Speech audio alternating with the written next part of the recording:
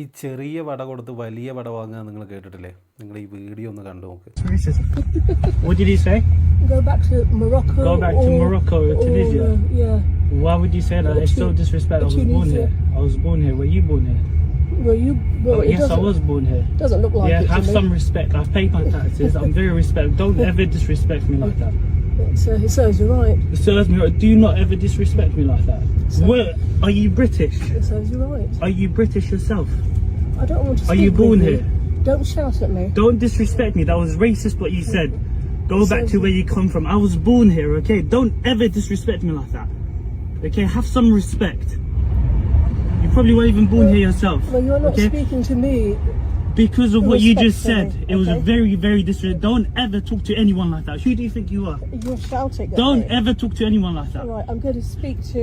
Speak. ഇത് ലണ്ടനിലെ ഒരു ട്രെയിൻ യാത്രയ്ക്ക് ഇടയിൽ നടന്ന ഒരു സംഭവമാണ്. അതായത് ഒരു യുവതി ഓപ്പോസിറ്റ് നിൽക്കുന്ന ആളോട് ചോദിച്ചു, നിങ്ങൾക്ക് നിങ്ങളെ രാജ്യമായ മൊറോക്കോ, തുനേഷ്യ അങ്ങനത്തെ രാജ്യത്ത് പോയിക്കോളൂ, നിങ്ങളെന്തിനാണ് അവിടെ നിൽക്കുന്നത് എന്ന് വർഗീയപരമായിട്ട് സംസാരിച്ചു. അപ്പോൾ അദ്ദേഹം പറഞ്ഞു, ഞാൻ ബ്രിട്ടീഷുകാരനാണ്, ഞാൻ ബ്രിട്ടനാണ്, ഞാൻ ഇവിടെ ജനിച്ചു വളർന്ന ആളാണ്, ഞാൻ ഇവിടെ നാഷണൽ കൗൺസിലിൽ ജോലി ചെയ്യുന്ന ആളാണ്, നിങ്ങൾ എന്തിനാണ് എന്നോട് ചോദിച്ചത്, നിങ്ങൾക്കത് ചോദിക്കാൻ എന്താണ് അധികാരം, നിങ്ങൾ ഏത് രാജ്യക്കാരത്തെയാണ്, നിങ്ങൾ ഈ പൗരത്വമുള്ള ആളാണോ എന്ന് ചോദിച്ചു.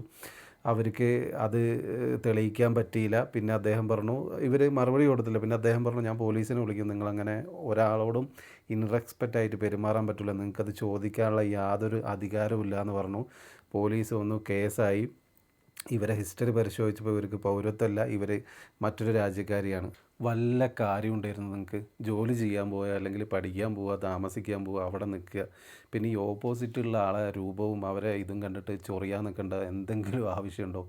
ഇത് ഈ ജാതിയാലുള്ളത് തൂത്താ പോകില്ല എന്ന് പറഞ്ഞ സംഭവമാണ്. അതായത് ഈ ജാതി വെറി അല്ലെങ്കിൽ മതവെറി ഉള്ളിൽ ഇൻജക്റ്റായ ആൾക്കാർ ഏത് ലോകത്ത് ചെന്നാലും അവരെ തനിക്കൊണ്ട് അവർ കാണിക്കും. ഇപ്പോൾ അവരെ ജോലി നഷ്ടപ്പെട്ട് അവർ നാട്ടിലേക്ക് വരേണ്ട അവസ്ഥയിലേക്കാണ് കാര്യങ്ങൾ മുമ്പോട്ട് പോയിക്കൊണ്ടിരിക്കുന്നത്.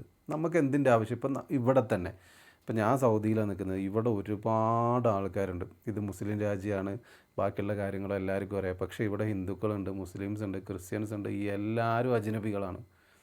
ഇവിടെ വിദേശിയായ ഒരാളെ പേര് അജ്നബിയാണ്. അല്ലാതെ നമ്മളെ ഇവിടുത്തെ ആൾക്കാരായിട്ട് കാണാനോ അല്ലെങ്കിൽ ഇവിടുത്തെ പൗരത്വം തരാം, അതിനൊക്കെ വേറെ ഒരുപാട് കാര്യങ്ങൾ ഇനി കിട്ടിയാൽ തന്നെ, അല്ലെങ്കിൽ ഇവിടുത്തെ പൗരന്മാർ തന്നെ നമ്മളോട് പിന്നെ മതം നോക്കിയിട്ടോ പേര് നോക്കിയിട്ടോ അല്ല പെരുമാറുക. അവരാരെ കണ്ടാലും അസ്സലാമു അലൈക്കും എന്ന് പറയും. അത് ഹിന്ദു ആയിക്കോട്ടെ, മുസ്ലിം ആയിക്കോട്ടെ, ക്രിസ്ത്യൻ ആയിക്കോട്ടെ, അവരും തിരിച്ച് പറയും വലൈക്കും അസ്സലാം എന്ന് പറയും.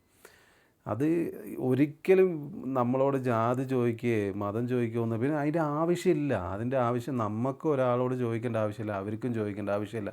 ഈ ലോകത്തെല്ലാവരും ഒരേ മനുഷ്യന്മാരാണ്, ഒരേ രക്തമാണ്. നമ്മളെ കൈ മുറിഞ്ഞാലും ചോരയായി വരുന്നത്, അവരെ കൈ മുറിഞ്ഞാലും ചോരയായി വരുന്നത്. പിന്നെ എന്താ പറയുക, മറ്റ് മനുഷ്യനെ റെസ്പെക്റ്റ് ചെയ്യാൻ പഠിക്കണം ആദ്യം.